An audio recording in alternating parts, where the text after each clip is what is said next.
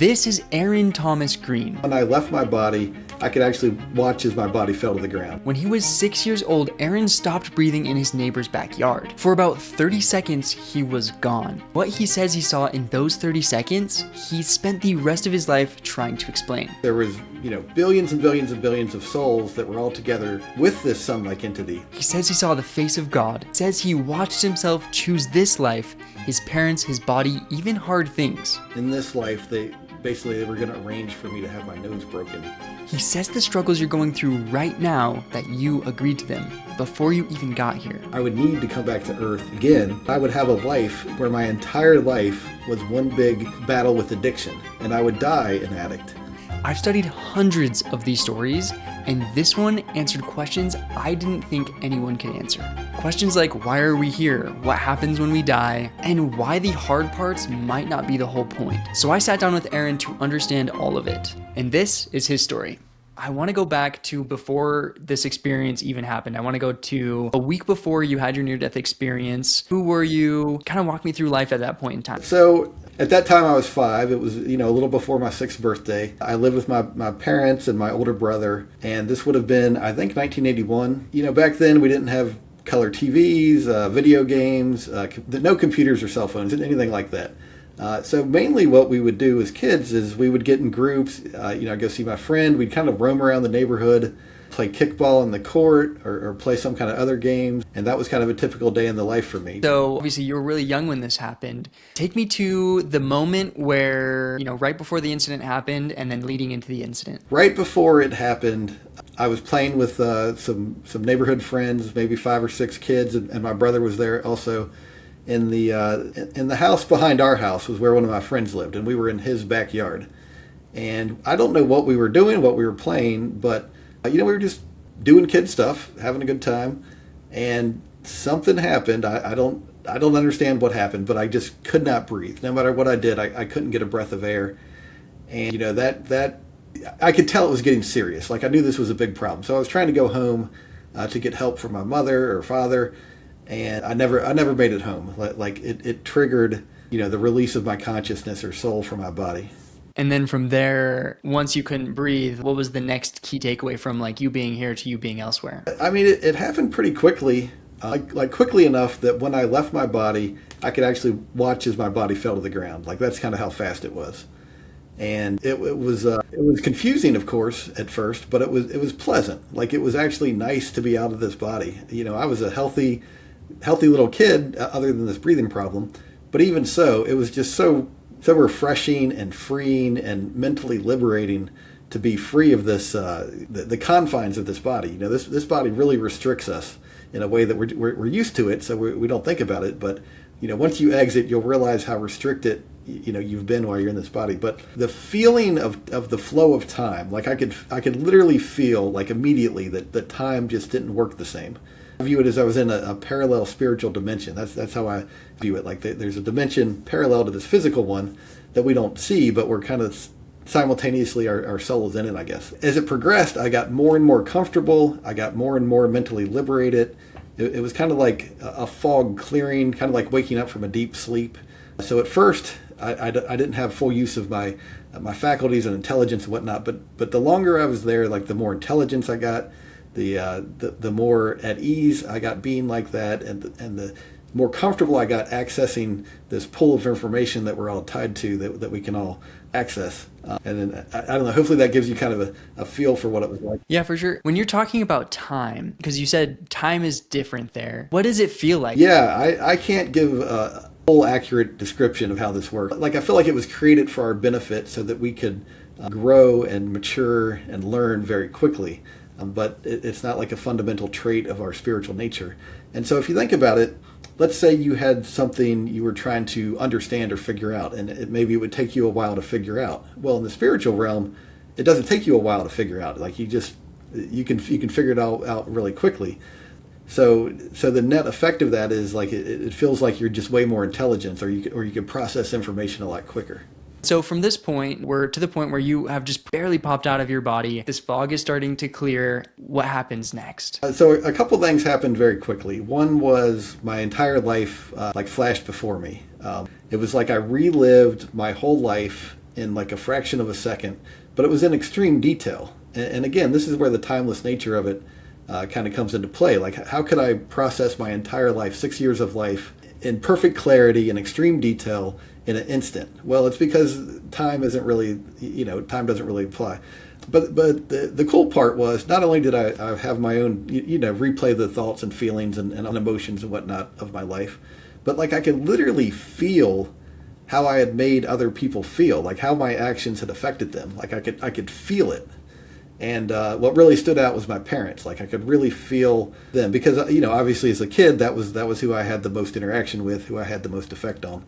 And, I could literally feel like my mother's love, like that stood out. I could tell it was important. It had like a spiritual weight to it.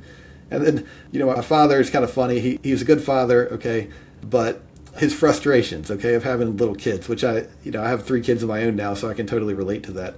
But those frustrations, like that's what stood out to me.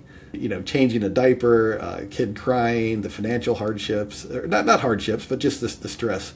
Like I could feel that. And then another thing that happened very quickly was I noticed like a pinpoint of light in the distance.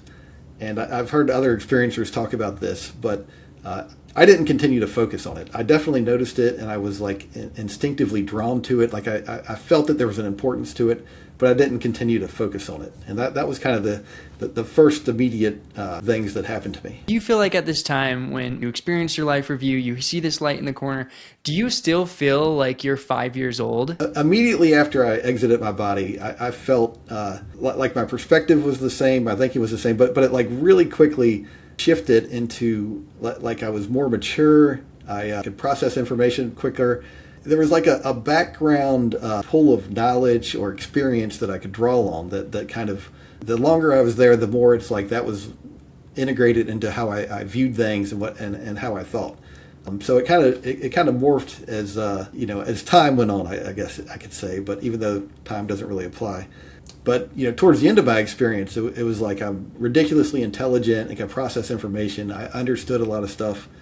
And it kind of gradually, progressed throughout the entire experience. Basically, knowledge and information was just coming to you as you were asking about it. Okay, so now you just had your life review, the light's in the corner. What happens next from that point? So I was trying to figure out what was going on. I was kind of confused. I was like, what's going on? That kind of thing. Like, obviously, I'm not this physical body.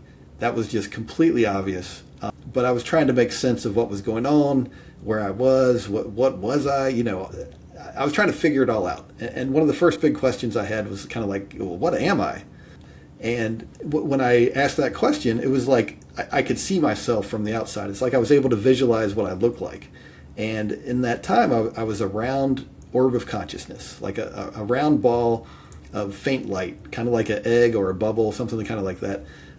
And there was a light coming from within me, which I think is interesting. It was a very faint light, but a noticeable light coming from within me. There was like an internal structure that I don't understand. I couldn't describe at all. But it wasn't just like a hollow orb. There was like something inside that I don't really understand what it was, but there was something there, and that's what I looked like. And so that was the first big question I had was, what am I? And well, I was just an orb of consciousness. My next big question was, okay, well, I'm this orb of consciousness. Well, where did I come from? Where did I come from, and what am I doing here? My question was answered by showing me exactly where I had come from and kind of how I got to this planet. Like, that's how I access this information. And it takes me a little while to describe it, but it actually happened extremely quickly in the experience. So I was re-shown this memory, and the memory started out, I was a orb of consciousness, just like I was on, after I left my body. But I was like immature, like I hadn't experienced anything. It's like I was new. I didn't know anything. I didn't understand anything. I had no background or experience or knowledge. But I was with hundreds or thousands of others who were just like me. And we all existed in what I view as a spiritual nursery. It's like we were all new. We didn't know what was going on. We were content, we were happy, but we were ignorant. And we just kind of existed like that. And we were kind of like friends with each other. But periodically we would get a gift, some kind of treat, or as a kid I viewed it as a cookie. Something kind of like that would come down, and we would all get one. And we all enjoyed it, but it wasn't really that big of a deal. But one time, there was one fewer of these gifts than there were souls in the group. And so I made the conscious decision, okay, all these other souls, they want the gift just as much as I do, so I'm just going to let them have it. I'm going to pass. And when the last soul got the last treat or gift, I was very gently lifted up out of this group. And I was contacted, like mind-to-mind communication, telepathic communication, and told that what I did was very important, that it was a big deal, that I gave up something I wanted for those around me. And it indicated that like I was ready, that I was ready to start something. And this entity said that it was my creator and that I was very, very loved and cared for. And so was everybody else. And that existing, like just the fact that I existed was a fantastic thing. Like it was absolutely wonderful. I was really going to enjoy existing. There was so much happiness in store for me. But in order for me to properly enjoy my existence, I needed to get an education. I needed to learn some things. And I asked God basically, okay, can't you just change me? Can't you just make me however I need to be so I can enjoy myself? Like, why do I need to do anything or get an education? Can you just change me?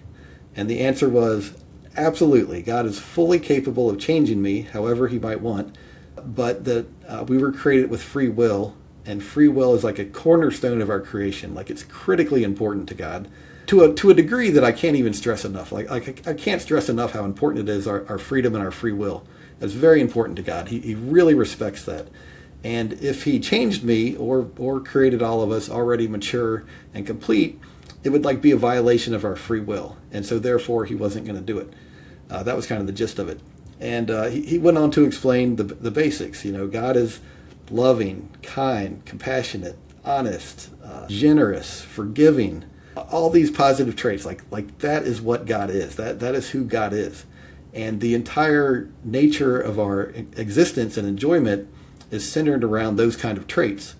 But God's not going to force us into those kind of traits. Instead, he set up this education for us, and we can freely, make our own choices. And when we choose all those positive godly traits, it'll bring us happiness eventually. And when we choose stuff opposite of those godly traits, it's going to bring us disappointment and suffering and pain, that kind of thing. And through this education we're going to go through, we will get these experiences and we will learn, and we will eventually adopt these loving traits for ourselves through our own choices and through our own free will. And that's kind of the gist of how it works. And so I said, to God, okay, I guess that makes sense, that kind of thing. And then, God showed me his face, as I described earlier. And then God basically said, okay, are you ready to go through this experience? Are you sure you're willing to do this? It's going to be hard, it's going to be difficult, but it's going to be very, very brief. And you have to understand that I know life feels like a long time, but from a spiritual perspective, it's very, very short. And I agreed. I said, yes, I'm willing to go through this. And God was very pleased with that. And it's like, bam, I was zooming away from this scene extremely fast into a different realm or a different place, something like that. And we started looking at a whole bunch of different planets, like all kinds of different places I could go. And it was the same kind of situation. It would have been a physical body. I would have been a soul living in this physical body for a short time. And I would, gain wisdom. I would gain experiences. I would get a chance to exercise my free will, and I would learn from the choices I make and the consequences of those choices. To track back, technically right now in the experience, you are still floating right above your body. And when you ask that question, you are taken into your first memory ever as an existed being. So when you're experiencing this memory, are you physically there watching it, feeling everything as it's coming? Or is it kind of like a TV playing the memory for you? It was similar to my life review. During the life review, it was like I read everything all over again. And when I had this memory, it was like I re-experienced it all over again and went through the whole cycle again. But it was so fast that, it's hard to really convey that this all happened very quickly, even though it takes a while to explain. But it's like, yes, I was still like in my neighbor's backyard just floating there. But as I experienced this memory, it was like I relived it or re-experienced everything. From this point now, you're with God and he's showing you all these different types of experiences. And when he was showing you these, obviously you felt called and pulled to Earth, and you talk about Earth as kind of like kindergarten of life, right? I did get the impression that the Earth is more difficult than a lot of other schools.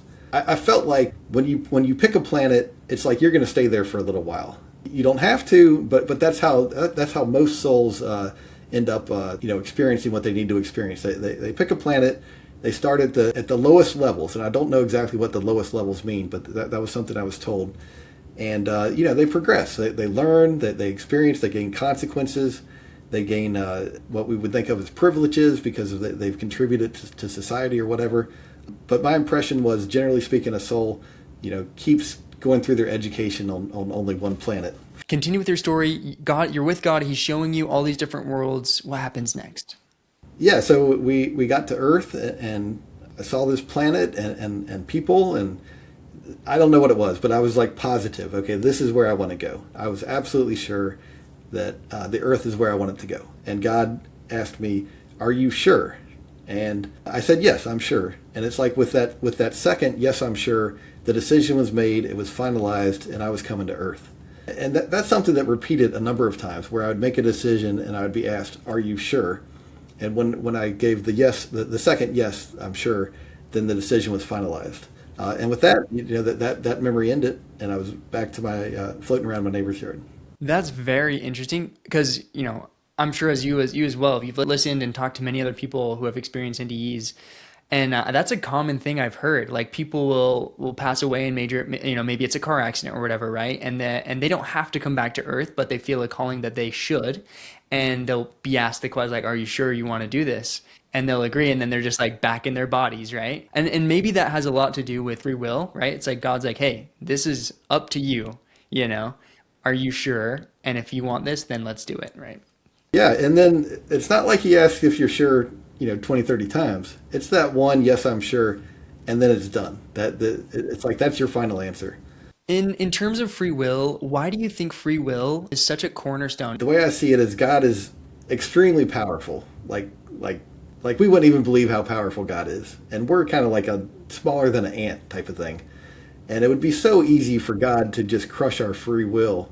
It's very easy. And in order for that not to happen, he has to be very respectful, or needs to be very respectful of our free will. And that's kind of how I view where it is it's like a matter of, part of loving someone is respecting their right to make their own choices. And God loves us, and the respect that God has for us, I think sometimes that gets ignored or left out. But the respect for us and the respect for our free will and the ability to make our own choices, it was really deep from what I saw. Okay, so now where we're at in the story is God showed you all these different spots that you could go to, and you decided that Earth was the place that you needed to go, have your education, and then from there, what happens next? Yeah, so I was kind of like meandering around my neighbor's backyard. I didn't just stay in one spot, kind of like aimlessly roaming type of thing.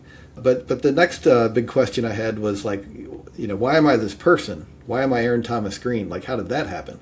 And again, it was the same situation where in an instant I re-experienced the events that led me to be Aaron Thomas Green. And it started, I was a soul that it was in some sort of what I view as a midway realm. Really quick, what do you mean a midway realm? It was kind of like a planning realm where nothing bad happened and nothing good happened. Just like a free place for souls to exist, where they weren't exposed to any kind of bad elements and they didn't have access to any kind of good elements, but it allowed souls to interact and I guess plan for upcoming lives. Like it seemed like that was the main purpose of it. Like I was kind of like protected from myself, like a padded room, so to speak. I couldn't really hurt myself or anyone else, and it allowed me to interact with my guides and just have a plain conversation in a controlled, safe place to allow us to work out the details for the next phase. And what is a guide? So as far as I could tell, guides were souls that had been to Earth a number of times, and they had progressed to where they didn't need to come back to Earth anymore. And now their job, how they worked, what they did, they were trying to help newer souls to progress and to learn what they needed to learn. And they were helping souls to plan out their upcoming lives and help kind of navigate souls through their lives. That's how I viewed these guides. Gotcha. Continue with your stories. You're in the in-between realm and you're frustrated with yourself. Go ahead. Yes. And my guides, they wanted me to come back to Earth. They knew I was a mess. They knew I needed to get myself straightened out. And from their perspective, like the fastest way for me to do that is to come back to Earth. But I was like, no, I'm not going back to Earth, and you can't make me. I remember saying that. And they basically were like, well, you're right, we can't make you, but what are you going to do? And I basically responded, well, I'm just going to stay here in this midway realm. And essentially they responded that, well, that would be a big waste. Basically, I would be spending time, I would have remained agitated and frustrated and disappointed in myself.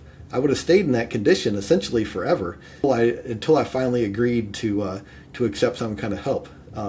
And they were like, it's pointless for you to remain like this. You'll be missing out on so much if you remain like this. It doesn't help anybody. It doesn't serve the function. And you should go back to Earth. That was kind of what they were doing. But I was like, no, I'm not going back to Earth. And they were very wise, and they understood. Like, I was the screwed up one. They weren't tricking me. They weren't fooling me. They were there to help me, and I was the one with the problems. Okay, I think a lot of people hear about this, and they think my guides were tricking me or fooling me or forcing me. That's not what was going on. I was kind of like, I was the one that was the mess. Okay, I was the one with the problems, not my guides. They were there to help me. But they said, well, how about if we show you some souls you could help if you did go back to Earth? And somehow that cut through my own frustration and my own disappointment in myself into a deeper level where it connected with my desire to help others. And so I agreed, okay, you could show me someone that I could help if I went back to Earth. And they did. They showed me some souls that I could help. And that connected with me at a deeper level. And so I began to become open to the idea. And so my guides wanted to show me, well, how about if we showed you some people you could become if you did go back to Earth? And I agreed. I was like, okay, we could take a look at the options kind of thing. I'm not agreeing to anything, but we can take a look at the options. And so we transitioned to like a different realm that was like a planning realm for upcoming lives. Like that's kind of how I viewed it. It was like a black background, but I could see like whatever person I was going to become or any relevant facts or any people I needed to see. Like any of that stuff could be brought in front of me so I could see it. And the first person they showed me was like a very angry person. And they were kind of like, okay, well, you could become this person and this would help with your spiritual development. But I absolutely rejected it. Like I was like, I'm not being this angry person. There's no way I'm going to do this. No. Can I ask you, how would an angry person help you with your spiritual development? It was, you go to the gym, you lift a heavy weight, and you gain muscle, okay? You can work out whatever muscle group you want, and it's like the heavier weight you work, the bigger that particular muscle gets. Well, for me, it was like working against this person who would be angry because of their life circumstances or they might have been abused growing up, something like that. I would be working against that anger, and the effect would be that spiritually I would become more peaceful. I would end up spiritually working in the opposite of anger. It's like my soul having to exert effort to stay peaceful, to function in society, not to get in fights, not to give in to my anger, just so I could live a normal life. Like that would grow me spiritually in the opposite direction of that anger. So it might seem a little counterintuitive that I could have lived as this angry person, and yet spiritually it would help me to grow to be more peaceful. But that was kind of how it worked.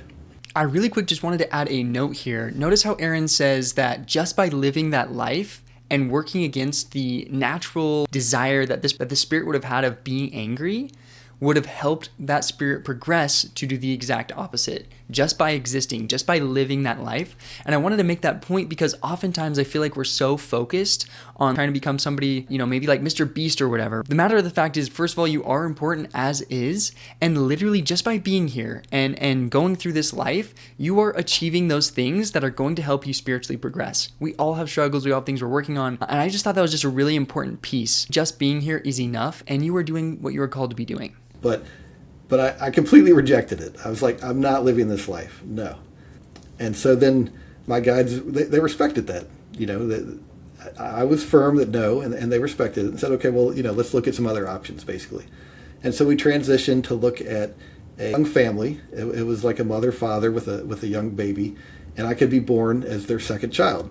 And we started looking at those details. And it's safe to say that these parents, they had no secrets, okay? We knew everything about them, what kind of people they were, where they were on their spiritual development. what kind of parents they would be, what my interactions with my older brother would be like, what our relationship would be like. All of that stuff was an open book. But we started looking at the genetic possibilities to these parents. I deemed that they would be good parents. They would be a good fit for me, and my guides, I thought they'd be a good fit for me. And I liked a lot of the stuff that these parents offered. And I'll say something else about that. I had previously in past lives raised enough children, been a good enough parent, that gave me the access, the rights to have a wider degree of discretion in what kind of parents I would get. Okay. A soul who's kind of new or has maybe only been a parent a couple times and kind of mistreated their children, they might not necessarily have the same number of options that I had at that point. And let me ask you this. Why do you think it is that you had more options versus like a much newer soul? Because at this point in the journey, you've maybe already lived a couple of lives on Earth. You're not necessarily a new soul when this experience is going on. Yeah, it's kind of like it's not just random how people are born. There's like a background to it. And as we contribute to society, as we raise children, as we give to others, we open up our ability to potentially access more things. Like running water. I've got all the clean water I could ever want. Okay, but there's been plenty of previous lives where I didn't have that. But it's kind of like going through those experiences previously. It's like, well, spiritually now I don't need to go through that anymore. It's like I've been through that obstacle, so now I can move on to a life where I've got plenty of water. And it's like that with all kinds of other stuff too. But that's not to say that everyone going through some kind of difficulty like that, it's because they're a new soul or because they've done something wrong in the past. There's other reasons why they could be going through some particular hardship. It's more complicated than just, they screwed up in the past, now they're going through this hardship. That's too simplistic, okay? But anyway, so we started looking at these parents. What kind of children could they have? What were the options that were available? And the first thing that caught my attention was that I could be a redheaded child. And that really piqued my interest because I knew that, it was like just obvious that red hair color is rare. And that really appealed to me, the rareness of the hair color. So I wanted to be a redhead and I wanted to be a girl because I was really concerned about hurting other people. And I felt like females were less likely to be violent. But it was obvious that being a redheaded girl, with the genes available to these parents, there was very few options to pick from. I would be kind of stuck in one specific, I don't know, like look or personality or whatever. It just wasn't quite the right fit. And it was clear that I would end up being single my whole life. I would be kind of socially awkward. It just wasn't the right fit. So we started looking, okay, well, what about the boy options? And what about different hair colors? So we started looking at other options, and it was clear that for these parents, brown hair was the dominant trait. And if I picked brown hair, then there's a million other traits I could easily pick from, and I could fine-tune all kinds of other stuff however I wanted to. So it quickly became apparent that the brown hair and the being a boy was a better fit for me spiritually. I don't know, it was just more in sync with where I was or what I was used to. So we started looking at those options, and it was up to me. I could pick whatever I wanted. And at first I wanted to be really, really good looking, like the best looking guy on the planet. And my guides were like, okay, these parents, yes, you can choose that. But if you do, here's the problem. So you'll be arrogant. Women are going to treat you differently. You'll have certain temptations in front of you that you're not going to be able to resist. And the fact that being promiscuous is not in tune with the higher spiritual levels it was like self-evident. I know that might be confusing to people, but just take my word from it. If you're running around like a bunny rabbit, that's not in tune with the higher spiritual levels. It's just not. And so I realized that, hey, this is not the right pick for me. So we lowered the attractiveness down to a little bit attractive, but not gorgeous, not a model. And then we did the same thing with intelligence. I wanted to be like the smartest guy ever, like Albert Einstein kind of stuff. And my guides pointed out, okay, you can choose that if you want, but here's the downsides. You'll be arrogant. You'll look down on other people for not being smart. You end up becoming an atheist, and you'll have trouble making friends. And it was clear that those were spiritual downsides that I didn't want. So again, we lowered the intelligence down to a smart guy, but no Einstein, no Aristotle or anything like that. Just a little bit smart kind of thing. And then, this body, we looked at all the details. Yeah, how tall, what kind of physical size, that kind of stuff. And then personality traits, like what I would be good at. I remember that, picking like being good at math and science. I'm an engineer, and like having some strengths in that area. It was just the right fit for me and what I was looking for in life. And so when we had all that stuff picked, my guides had some plans for what they wanted me to go through in life. And they started showing me stuff I had done in previous lives. They would show me like a little clip or scene from a previous life, something I had done. And it was like, I don't really like using the word karma, but that's really like a good word for it. It was like I'd done something in a previous life and created this unbalanced mathematical equation, and now I had to balance it out the other way. So like the way I had treated people in a past life, if I had mistreated them, then now I might be on the receiving end of that same kind of treatment. That was kind of the gist of it. But I'd like to add that it felt like the accounting of these events, it was all done in my favor. Like I feel like what I was receiving wasn't as bad as what I had given out. But the clearest example I could give of that, they showed me a fight I'd gotten into in a previous life where I'd beat this guy up really badly when I had no reason to do so. And then in this life, they were going to arrange for me to have my nose broken, but they needed my agreement to it, and I agreed to it. I knew it was going to help me with my spiritual progression and kind of like resolve this past event. But they showed me a lot of different things I had done. Some of it's frankly too terrible to get into. Like in past lives, it was clear I'd done some really screwed up things that I would never do. I would never do now. Which, on one hand, it's horrible that I did this stuff, but on the other hand, it's like, well, at least I've made progress. I'm not doing that kind of horrible stuff. But but they needed my agreement in order to plan this stuff out. And for the most part, I agreed to what they wanted or what they suggested, because I knew it was in my own best interest. And when they got through all these past life events, they had other plans for my life. They had arrangements with me and other souls and other people.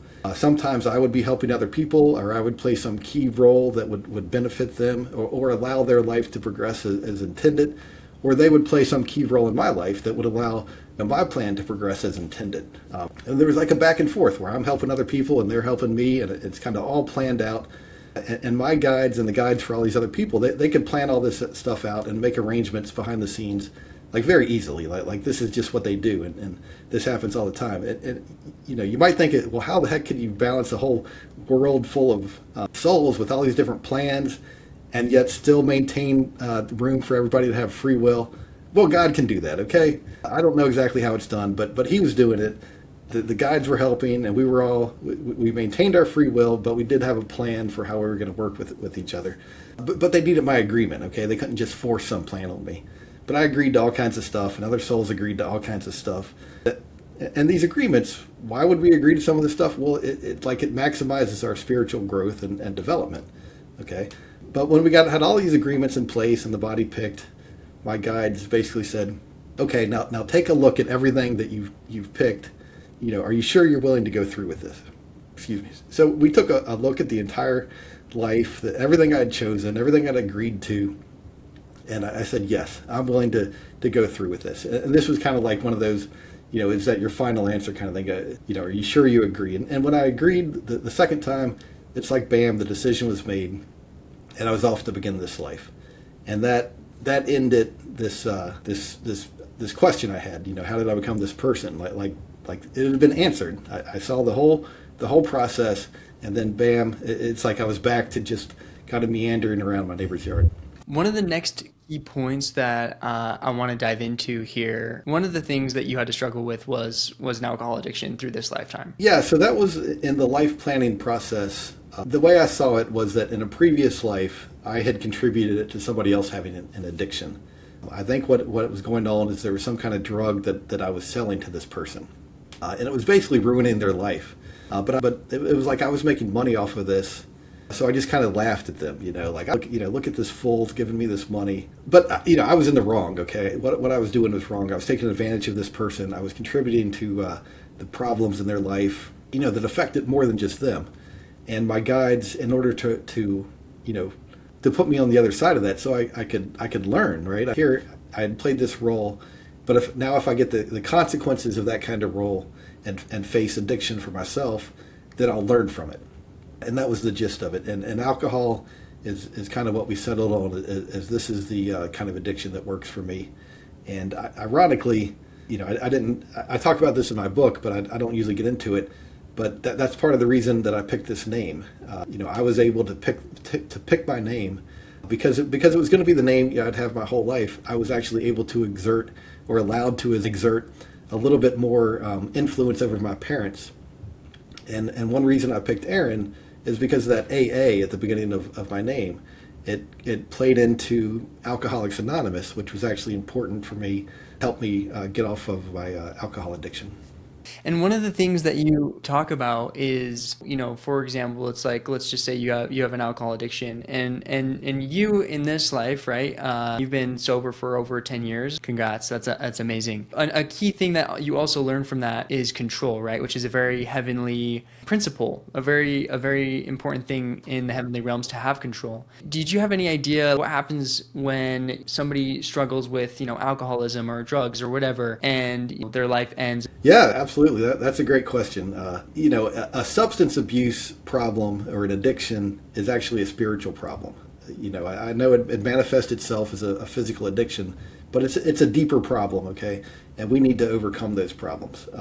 I was shown that a couple things, that I would have this alcohol addiction, and ironically that I would know about, that I would have these memories of my experience, and that I could either give up alcohol or I could kind of remain in alcohol. And what I saw was that if I kept using alcohol for my whole life, even though I knew that it had consequences and I understood about the spiritual nature of our existence, that would be setting myself up for some really bad consequences. And I was shown that if I continued to drink with the knowledge that I had, that I would need to come back to earth again, and I would have a life where my entire life was one big battle with addiction, and I would die an addict. But I would suffer so much during that life that then the next life, when I came back, I would be guaranteed that I'd be able to overcome that addiction. But I could save myself all that frustration and difficulty if I just beat the addiction during this life. And I was shown that these were the two possibilities for how this could play out. So I'm very pleased with myself that I've been able to give up alcohol. One of the best things I ever did was giving up alcohol, but that's a whole different story. But look, if you've got some sort of addiction, it's in your best interest to beat that addiction now. The sooner the better, because you're going to have to beat it one way or another. And the longer you stay in it, the more suffering it's going to bring you. And I was shown all this during my life planning process, where they showed some of these different options that I would have.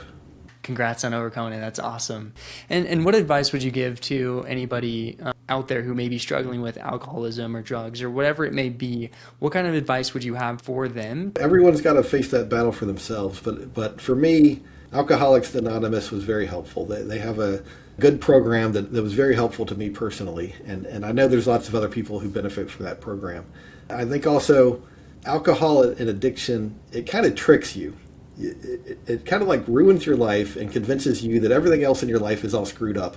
But this substance, like alcohol or drugs or whatever it is, that's the good thing in your life, right? But really that's a lie. It's actually the exact opposite of that. And if you can recognize that you're being lied to by this substance, okay, it's tricking you. Maybe that could help someone to give up this addiction. And the other thing is, look, you're going to have to give it up. You give it up in this life, it's easier. If you wait and give it up into the next life, you're just going to have so much more suffering you're going to have to go through in order to give up this addiction. The sooner you make that choice and do the work of giving up this substance, the better. And then, I talked to an addiction guy. This was years ago, but he said something that kind of stuck with me. Having this addiction is a bit like being in a hot tub full of feces when it's really cold outside. Okay, it's absolutely disgusting, but it's warm and comfortable, and you're used to it. And in order to get cleaned up, you've got to get up out of this warm hot tub, walk through the cold air, and go take a cold shower before you're able to go into the nice, comfortable house. And that's kind of what it's like giving up an addiction.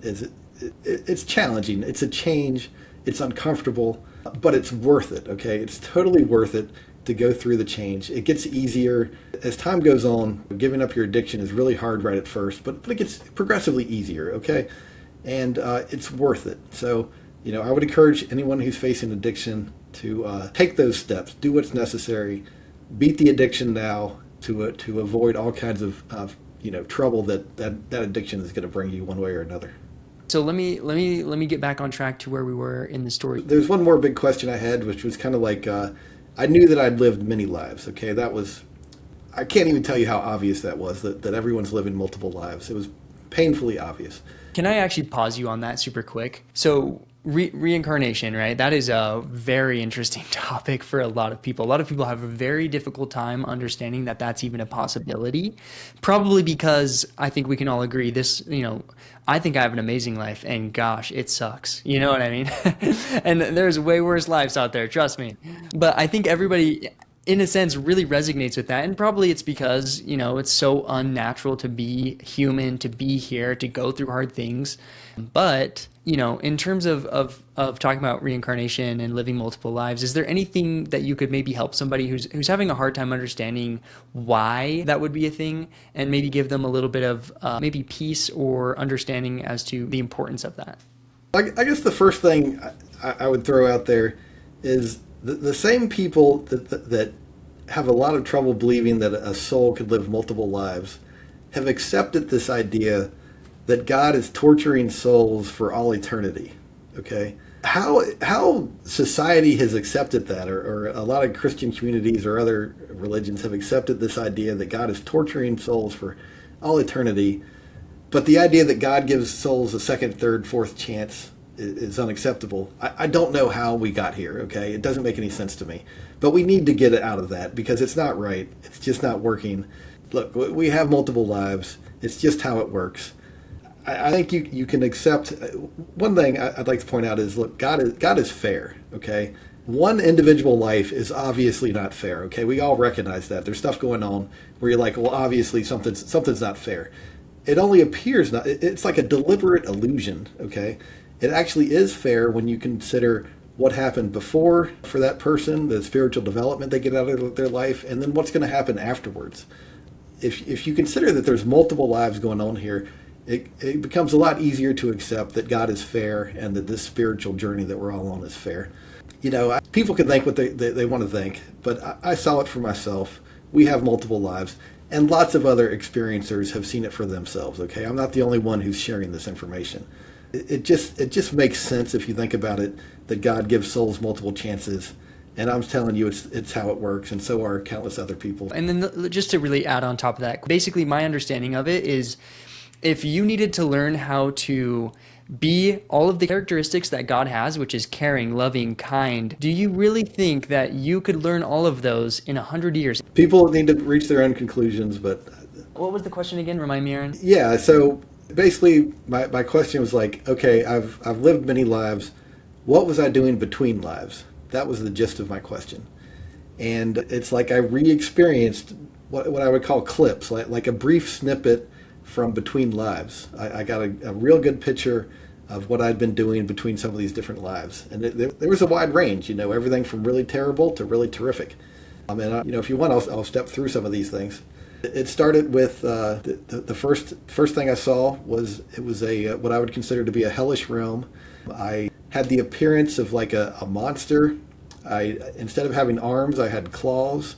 I had a thick exoskeleton. I was dark. Kind of like a cross between a bug and a praying mantis, something kind of like that. And I was with other beings who were just like me. And it was in this unpleasant, rocky realm with like a dark sky. And we just fought with each other. That's all we did. All we knew was trying to hurt each other, trying to kill each other.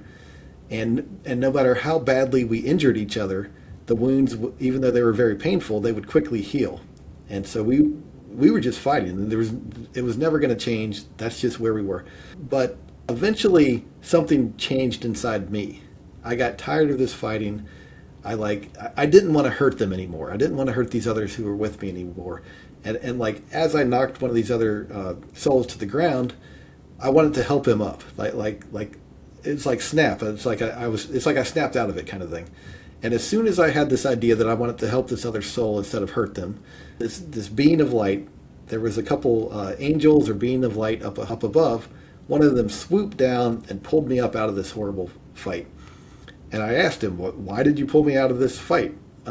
And he told me, when you no longer want to hurt these others, you don't belong here anymore. And he went on to tell me that every one of these souls, all of them, everyone who was fighting, they would all eventually leave, that none of them were going to be stuck like that forever. Like, he directly told me that.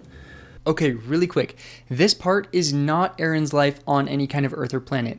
This is the space between lives, and here's how it works. The life you live tunes you like a radio dial. If you live with anger and cruelty, you'll tune really low. If you live with love and kindness, you'll tune really high. Wherever you're tuned when you die, that's the realm that you wake up in. More or less. This is a really simplistic version. So this dark place, the bug, the body, the endless fighting, is not punishment. It just matches the state his last life left him in. And he doesn't get rescued out of it magically. He gets out the moment something inside of him changes. Again, that whole free will thing is very important. When he looks at the soul and he's fighting and he thinks, I don't want to hurt you anymore, that was that change, and instantly he was lifted out. None of these places are permanent. They're just where you sit until you're ready to grow, which means it only ever moves in one direction, which is better. And then I saw another realm I had been in. This was it was like a very, very dark realm, and I was just standing around with a whole bunch of other souls who were just like me. We were all confused. It was dark. We didn't understand what was going on. I think we had all been atheists, and we had been, mildly like dishonest people, but not bad. But this was kind of like an unpleasant realm, but it wasn't terrible. Okay, it wasn't awful. But there was higher level souls who they like glowed their own light. They were like translucent beings of light, but they didn't seem as high level as what I would consider to be an angel. But anyway, they were going around trying to help us, but we were very mistrustful. Like, we weren't the kind of people or souls that would help somebody else. So when someone shows up to try to help us, it was like a foreign concept, and we had a lot of trouble accepting that here this being of light is here to help me. Like, that was like a foreign concept. But eventually, one of these beings of light, he actually he convinced me, and I accepted his help. They were trying to help us out of this unpleasant realm, and so I accepted his help, and I went with him, and he helped me transition into something else. And there was this other realm I had been in, where it looked like a small town that you might see in like some portions of the earth, where there's like dirt roads and there was buildings, but the buildings were kind of like crooked and ugly, and they were kind of like decrepit, and I was like unhappy, but again, not miserable, just a little unhappy, but basically it looked like a scene you might see on Earth, just everything was a little bit worse. But again, there was this being of light, an angel, who was going around trying to help us, and everyone pretty much had trouble accepting help from this guy or this angel or being or whatever it was. But I started like interacting with him, communicating with him, and essentially he opened up my vision to where I could see a higher level of heaven. And what I saw, it looked like beings of light zooming around in a cloud. Like, that's what it looked like to me. And the happiness of these beings that he showed me was extraordinary. They were so filled with happiness that they couldn't even contain it. And they were like to release some of this happiness, they were like singing. Like, this noise was coming out of them that was this beautiful, like a beautiful song kind of thing. Like, that's how happy they were, that they couldn't even contain it. And I wanted that happiness for myself. I wanted to go up to that level. So this being told me that he couldn't just move me up to that level, but he could help me transition. It would take my own effort, my own work, in order to get to where I was at that level. But eventually I could reach that level. That's kind of what he told me. And he would help me get started. And then I was shown some of the happier realms that I'd been in. There was one realm where, again, it looked kind of like Earth, but the buildings were prettier, the streets were better, there was no earthly problems, the stuff that the various little problems we have here on Earth, there wasn't that kind of stuff. And the souls there, they were continuing to do the same kind of stuff they had done in life. In this realm, it was just like Earth, but it was like a perfected version of Earth, and everyone there was very happy, and they were continuing to do the same kind of stuff that they had done on Earth. And I remember specifically there was one lamppost that I looked at that was very ornate and beautiful. For some reason, I took a close look at that. But I quickly left this realm because I recognized it as a midway realm, or like I knew there was better realms than this. So I quickly left so I could continue my spiritual progress. I saw another realm that I'd been in where it was like a city of light. Like the buildings and the souls there, they were all translucent and kind of like made of light. and the happiness there was significantly higher than this previous life. And then of course I'd seen the highest realm, or the highest level that as I understood it, which was where the souls were with God when I had first become first come into existence. That was kind of like a high level of heaven. But when I'd seen all these levels, I was back to floating around in my neighbor's backyard as a soul, and I began to realize that, wow, when I'm done with this life, I'll be able to go back to one of these happy heavenly realms. And I was so happy about that. I was just thrilled, and I was ready to go. I was ready to move on to one of these heavenly realms. But as soon as I had that realization, there was like an angel or a being of light, some absolutely beautiful spiritual creature came at me very quickly, and he said, "You are not to leave your body." And like in an instant, bam, I was back in my body. I didn't have any breathing problem. I stood up. I was kind of confused. At that point, my brother had come to check on me. I think I had been out of my body for roughly 30 seconds Earth time. And I stood up and I went straight home. And I remember I tried to explain this. I tried to explain what had happened to my mom. But as a little kid, there's no way I could verbalize this stuff. It just wasn't in the realm of possibilities. Okay, so basically the different realms you just explained, right, obviously started from quite a much lower vibration realm and kept leading all the way up to much happier, healthier spaces in a sense. And so do you think that every single one of those realms was basically the end point of one of your lives in transition to the next life after life? The way I view it is, during life, we kind of attune ourselves to a spiritual frequency, so to speak. Kind of like, on the old car radios, you can tune into a different frequency. Well, that's kind of what we're doing spiritually here on Earth. By every choice we make, every thought we have, we're tuning ourselves into some spiritual channel. And those that are dominated by hate and anger and stealing and hurting other people, you're tuning yourself into a very unpleasant spiritual channel, and that's kind of where you're going to be when you die. Those who are loving, kind, they try to be good to other people, try to help people, they're generous, they serve others. You're really tuning yourself to a very positive spiritual channel, and kind of like that's where you're going to end up when you die. And that's how I view these different realms I was in. It's just kind of like the culmination of all the decisions I had made in life. That's where I ended up.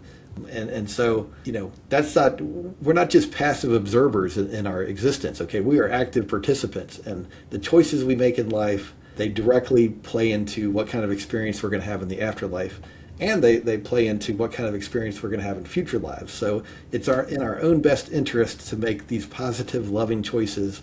Get with the program, be good to others. Like it's not that hard. It's not that much to ask, but if you do it, you're going to be rewarded for it. Just a couple questions, because obviously this nears the end of your story. You mentioned that Earth is in a sense a kindergarten, and so when you say kindergarten, would you say that there are other realms that we can reincarnate in that are much happier? Yeah, that was kind of my impression. I didn't see all that specifically, but that was my impression. Kind of between the reading between the lines, that was my impression. I view it like if you want to make a piece of smooth wood or something. Well, first you go out to the tree, you get an axe, right, and then you get this rough planer, and then you get the belt sander, and then you progress to better and better, finer and finer sandpaper as you're progressing. And I view our spiritual development kind of like that. We're in the rough stage right now, where God's got like this belt sander on us, right, and smoothing out the kinks, getting rid of our problems, kind of thing. And as we move up to higher levels, well, it gets softer and softer and more nuanced and more pleasant, frankly. We don't have such difficult hardships. That's kind of how I view it. And I think the Earth realm is one of these low-level realms where we got to get the basics. Okay, this is really basic stuff. Don't lie, don't cheat, don't murder, don't rape people, don't torture anyone. This is really basic stuff. Okay, we can get this. You can master this and move on to higher levels.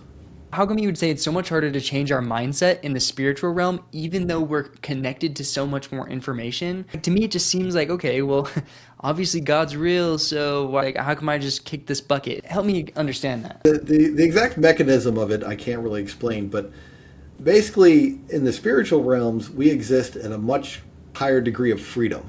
Like we can do what we want to do. Like we're not restrained by this physical body. We're not restrained by social norms.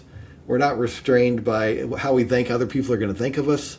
We're free to a level that's hard to understand while we're here trapped in this body. But the side effect of that extra freedom or that natural freedom that we all have is that it's much more difficult to change yourself. There's nothing, it's like not the forces that are on you, that the pressure and challenges necessary for you to change. It doesn't work that way in the spiritual realms, but we do have significant freedom. But here in this life, we're restrained quite a bit. We have a lot of, we have this body holding us back. We have our money. We have our desire to maintain social norms. What other people are going to think about that. All of that. It restrains us in a way and challenges us in a way that allows us to change that doesn't exist in the spiritual realm. So it's kind of it's one of the core reasons for this physical realm in the first place, is that we can change very quickly, whereas change is very challenging or difficult in the spiritual realms. It's relatively easy and fast here in this physical realm, and that's one of the key points of why we're here in the first place, is because it allows us to change so quickly when compared to the spiritual realm.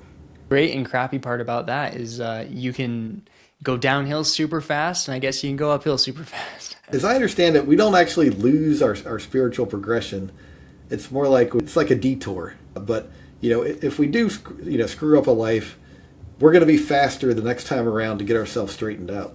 So it's not like it's not all bad, even though we make some mistakes. Like those mistakes allow us to grow and learn and rebound faster than we could have without the mistakes. On Earth, you make a mistake and you're like, yeah, that's bad. But the reality of everything that we live, it's nothing's good, nothing's bad. It just is what it is, and you just try to take what you can learn from it. So I love that. It's not bad, but it can create painful consequences for you. I try to word it a little differently. Instead of good and bad, it's like pleasant consequences or unpleasant consequences, and so you can kind of choose for yourself. When you were face to face with God, what did He actually look like? Like what were you looking at when you were face to face with God? Yeah, so what I saw, and I don't think just I've been face to face with God. I think we all have, but I just happen to remember it. What I saw was a huge sun-like entity.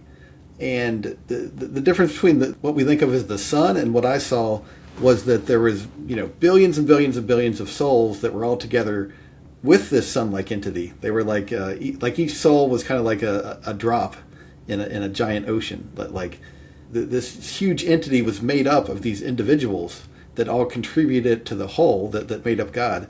And some of these individuals, they came to the surface to see me, to welcome me into existence. And when they did, I could see their faces clearly. So picture a huge sun-like entity with millions and millions and millions of souls, some of whom came to the surface so I could see their face clearly. And that's what God looked like to me. And when you say that these souls came up to you and you saw their faces, I'm trying to imagine what could their faces even look like? Was it human? Was it more of just like an energy? It was like, what I saw was like eyes and a mouth. I don't remember exactly, but it just looked like what you think of as a face. Like that's basically what I saw, and a whole bunch of them. Not just one, of course. Right. And when this happened, obviously, first of all, you're staring at the face of God, and then these spirits come to not present this. These spirits come to say hello and greet you. What was the purpose of them coming to say hello? Because from your book, from what I understand, is it was kind of a sacrifice for them to look away from what they were doing and come say hello to you. Yeah, they were so unbelievably happy, just filled with joy with what they were doing. And so to kind of take their attention off of that to come focus on me, it reduced their happiness. I mean, they were still incredibly happy, but just that reduction in happiness was like a hardship for them.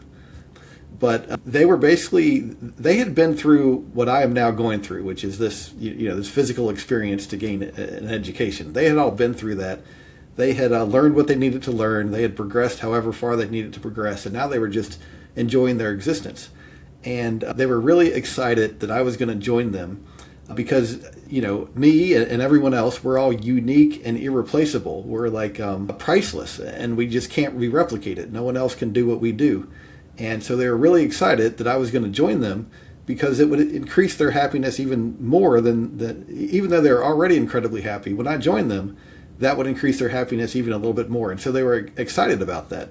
And then they were just, kind of like being nice, like welcome me into an existence. They were happy to see me, excited about the prospect of me coming to join them. And that's kind of why they even though it was a hardship, that was why they came up to say hello. Wow, that's awesome. Yeah, I know these things are super hard to explain. It's fun to imagine. I genuinely I feel like I have a good idea, but I'm sure I have absolutely no idea, you know? So, well, sweet. Okay.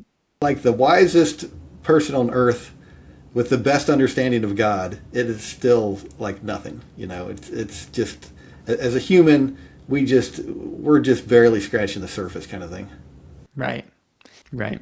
And I obviously was built that way, which is fine. We'll all one day. Right, right. Probably sooner than we think, right? So Aaron, now that we've had obviously that experience, I think we're nearing the end here. First of all, how can people get to know you better, get in contact with you? I'm easy to find. You can email me, aarongreen1975 at gmail.com. I have a website, aaronthomasgreen. I have a YouTube channel, and I have a book out. I'm easy to find, Aaron Thomas Green. If you're interested in the book where I go through all this stuff in detail, you can look for Aaron Thomas Green on Amazon, and my book will pop up. And people contact me all the time with questions or comments, or they have some kind of event going on in their life and they want my feedback, which is fine. I'm happy to provide that. But I had this experience as a kid. I think it provides insight into our spiritual nature and how all of this works. And so I'm just trying to share that in whatever way I can. I have all that stuff linked below as well, so you can just go there and check out Aaron's book, go to his YouTube channel. If you could have one piece of advice to help you move forward, right? That's what we're all here for. We're helping humanity move forward. What would that one piece of advice be? Yeah, to me, this all boils down to the most important thing, and if you're into the Bible, Jesus pretty much said the same thing. Love, and by love I mean all the manifestations of love: kindness, compassion, honesty, integrity, service, generosity, self-restraint. All of these things are very important to us on the spiritual level, but also that is what is going to help move this world forward. Okay, we don't have to go kill the bad guys or do something crazy. We just need to exercise all these godly traits with our neighbors, and that will have a trickle-down effect for the entire globe and help move humanity forward and save us all from a lot of unpleasant consequences and just make this whole thing easier. Okay, we're going to get there anyway. We might as well just get with the program quickly and be a good person, do the things that we know we should be doing, and we're going to be glad that we did. Super appreciate you. Thank you for your time. Thank you for hopping on and sharing all your insights. Yeah, it's super fun. Well, that's Aaron's story, everybody. A kid who stopped breathing for 30 seconds and came back with answers to the questions all of us are carrying. If you take one thing from this, you're here to learn how to love, be kind, and help where you can, and don't wait to become a good person. The detail in Aaron's book, the life planning, choosing his own body, the realms between lives, it's all in there and in his own words. If any part of this hit you, go ahead and read it. It's totally worth it. It's linked down below. Read it once, read it again. It'll change how you see your whole life. And Aaron, thank you again for hopping on with me, for remembering it and sharing it. We really appreciate it. And one last thing, I don't make videos like this very often. If you want more, let me know by leaving me a comment, and I would love to do more of these. But whoever wants to see it would be great. Share this with someone who needs it, and I'll see you guys in the next one.